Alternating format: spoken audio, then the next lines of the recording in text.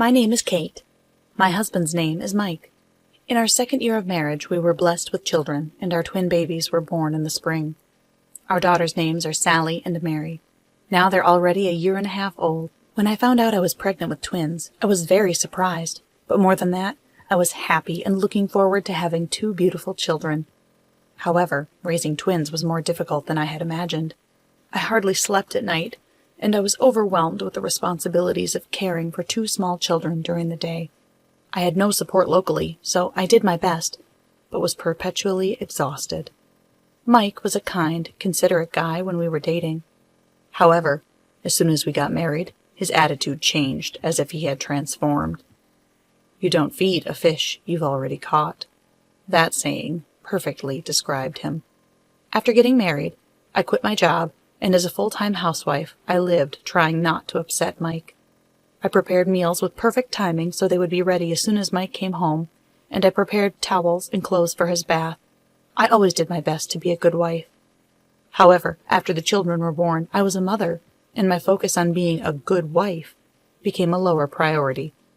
I believed that he would change when the children were born, but as it turns out, people don't change so easily. Mike's attitude not only didn't change, it got worse. "Hey, where's my dinner? I told you when I'd be home so you could have it ready by the time I got here." "I'm sorry, Sally and Mary were crying. I'll heat it up and it will be ready soon." He let out an exasperated sigh. I pretended not to hear it and heated up the dinner. From their playpen, the babies started wailing again. It's interesting with twins. When one starts crying, the other one starts crying too. The children's cries echoed throughout the house. Mike sat on the sofa, unmoved, with his newly opened beer in one hand and his cell phone in the other. From the kitchen, I made a shh noise to soothe the babies and went back and forth between the stove and setting the table. As soon as I set dinner on the table, Mike stood up. "You know what? This is taking forever. I'm just going to shower." "Dinner's ready. I just set it on the table." "I don't care. It's too late. I've had a long day and I need a shower, so I'll eat after that." And with that, the hot dinner was left untouched, and he was gone upstairs. This was an everyday occurrence. Suppressing my irritation with Mike's selfishness, I began to feed Sally and Mary their bottles and get them ready for bed. Putting the two of them to sleep was always quite a struggle. When I finally got them to sleep and returned to the living room, Mike was lying on the sofa, freshly showered. "Okay, I'm definitely hungry now. When's dinner going to be ready?" "You haven't eaten yet? You should have just heated it up and eaten it." "Oh, so I'm supposed to work all day, then come home and do housework too?" "It's just reheating it in the microwave. If I complained like you do at my job, I'd be fired." Fearing that saying anything more would further upset him, I reluctantly heated up the dinner and brought it to Mike. "Microwaved fish? Ugh. I was in the mood for meat. This sucks. Maybe I'll just eat cup ramen instead." "I went through a lot of trouble to prepare that." "Fine, because I love you and you worked so hard." Today seemed better because he actually ate what I prepared. There are days when he complains and doesn't eat the dinner I make. While Mike eats, I clean up the dishes and do the laundry. I lament the fact that I've had no time for myself. I thought that spending time with my adorable children was a happy thing, but due to Mike's lack of equal partnership, the child care and domestic tasks were draining me of both my mental and physical health. As the children began to walk, the cuteness was undeniable, but so was the difficulty. Being twins, they would go in different directions. Shopping also required me to go alone with both of them, so I spent most of my days desperately chasing after them. Every day I began to feel more depressed and isolated, and I wished I had a safe space to share my struggles and receive some support. My husband left for work before 6 a.m. and returned home most days on the last train. Even if he came home early, the babies were still always my responsibility. And if there were days that he did come home early, it was even more work for me, because I felt like I had 3 children. Mike's days off were the worst. He would sleep until afternoon, play on his phone, and hardly engage with the children at all. Yet he would ask when lunch would be ready, or tell me to take the noisy children outside. "We're going to the park now, Mike. Why don't you come with us?" "I'm just not good at the baby stuff. Plus, today is my day off. I need to rest or I'll be worthless on Monday morning." Since Mike didn't engage much with the girls, they weren't very attached to him anyway. On holidays and weekends, there are always many families at the park. I would often see families with fathers who were not only taking responsibility for the child care, but would play with their children and seemed to be enjoying it. Every time I saw that, I felt empty inside. It was as if our girls were fatherless and I were a single mother. Finally, I decided something had to change. I would leave. However, before leaving, there was something I had to do. Although Mike had said he would be home late, he unexpectedly came back a little before the children's bedtime. "Where's dinner?" "You said you'd be home late, so I didn't make anything. I just fed the girls." On nights when he comes home on the last train, he usually eats dinner out, so I didn't prepare anything for him that day either. "Ugh, you're as useless as ever." "If you knew you were coming home, you could have communicated with me." "I got done earlier than I expected. I would think you'd have a plan to prepare for situations like this. What happened to this house? It looks like a bomb went off." I typically clean up the house before Mike gets home to avoid being complained at. But today he came back unexpectedly, and the room was not tidied up, and Mike seemed extremely annoyed with the messy room. "I was planning to do it after Sally and Mary went to sleep." "The reason you stay home is to do the housework and take care of the kids. This is your job, and I can't relax in such a messy room." "Right. Taking care of the kids in itself is a full-time job, not to mention the housework. And even if I clean up the toys, they'll just get scattered again, so I always clean up after the kids are in bed." "Ugh, enough arguing. I'm starving." "Well, like I said, I didn't make anything." "Can't you make something simple quickly? There's a microwavable beef bowl." "I had beef bowl last night, so no." "Then all we have is instant ramen, so you can have that or go out and get something." After heaving a long, drawn-out sigh, Mike exploded. "You're a stay-at-home mom, yet you can't cook or do housework. Are you incompetent?" "I am nothing of the sort." "What's the definition of someone who is left to do all the work themselves? Certainly not incompetent." "You act as if I'm idling away my time." "Is that what you really think?" "If I'd known our relationship would be so lopsided, I wouldn't have married you. I feel deceived." "I could say the same about you." I wasn't shocked. On the inside, I almost laughed. I'd been waiting for the day when he would say something to push me over the edge. I felt like suddenly I was given permission to take action. And the next day, after Mike left for work, I took Sally and Mary, grabbed our luggage, and left the house. For weeks I had already slowly started packing all of our necessities without Mike noticing. We would never return to this house. I wasn't sad. I felt free and motivated to start a new life. I left the divorce papers on his desk and we left the house. We went to my parents, who knew about my marriage and were ready to support me and the girls when I was ready. Today was that day. My parents, who lived about 2 hours away by bullet train, were overjoyed to see their grandchildren after a long time and warmly welcomed us. Once Sally and Mary were playing with my parents, I finally carried out my plan. Night came, and it was time for Mike to return home. My cell phone rang. The caller, of course, was Mike. I ignored the call.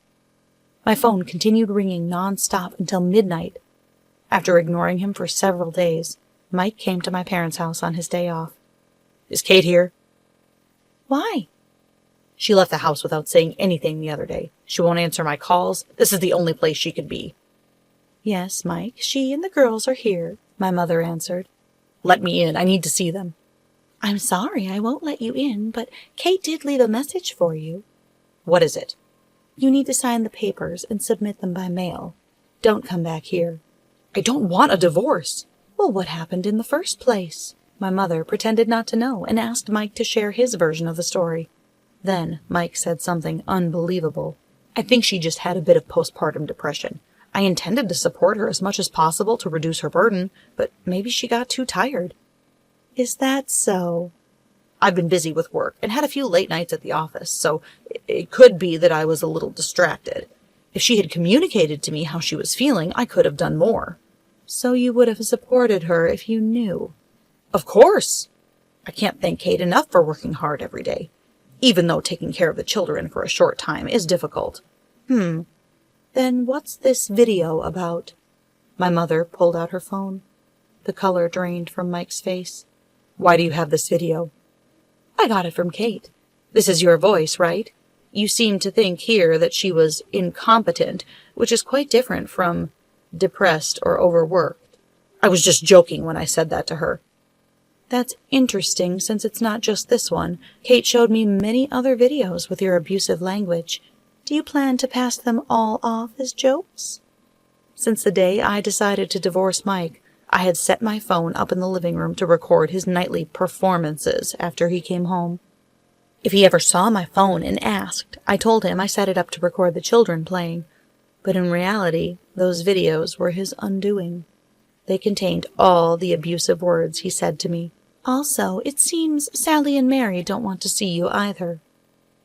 I'm their father. If they were given the choice, I'm not sure they would care.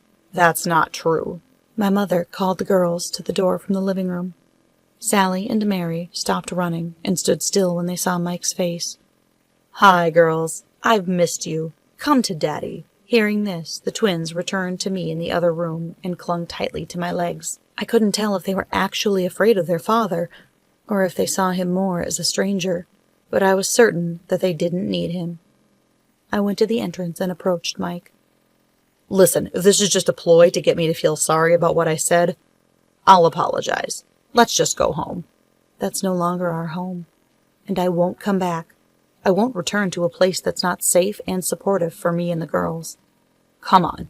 I'm tired from work every day, so it's only natural that I can't play with the kids or help you do everything. Right. So if you find yourself too overworked to take responsibility for simple tasks such as cleaning up after yourself or feeding yourself, perhaps you should hire a housekeeper. What are you trying to say? I'm saying that I signed up to be your wife and partner, not your housekeeper.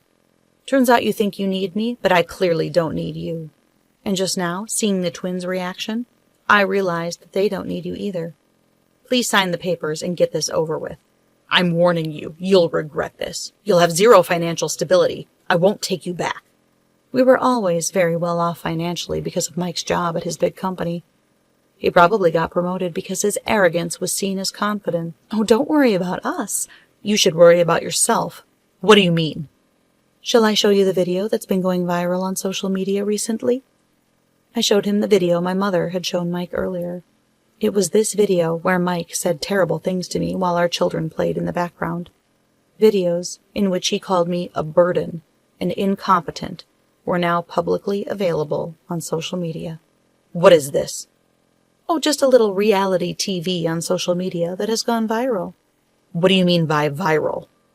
It's not just my friends, but many people have shared it, and it's currently a hot topic on social media. Mike, you're famous now. Don't screw with me. What if my coworkers find out? Delete it, now. It's already out on the internet, so it's too late. There's no deleting it. You're really screwed up, do you know that? Says the guy who treated his wife like a live-in servant. Some mothers deal with this kind of hardship and only have one child. I had twins. Then when you came home from work at night, it was as if I had 3 children. You said you wanted to care for our children full time. Correct. Our children. I did not want to be a maid or a single parent, even when you returned home from work at night. I didn't wait for Mike to reply. This was not the life I wanted. I didn't do anything wrong. The fact that you think that way is proof that there is no undoing this. Please sign the divorce papers and mail them to me. Mike seemed to have more to say, but I sent him away. A few days later, the divorce papers arrived. I immediately submitted them to the city office, and we got divorced. As for him, it became rumored in his company that he was the voice in the video, and his good public image took a significant hit. His sales performance, a job where image is crucial, began to decline rapidly. His close friends and coworkers were shocked and began to distance themselves, and with his sales performance no longer improving, Mike found it difficult to stay at the company and voluntarily resigned.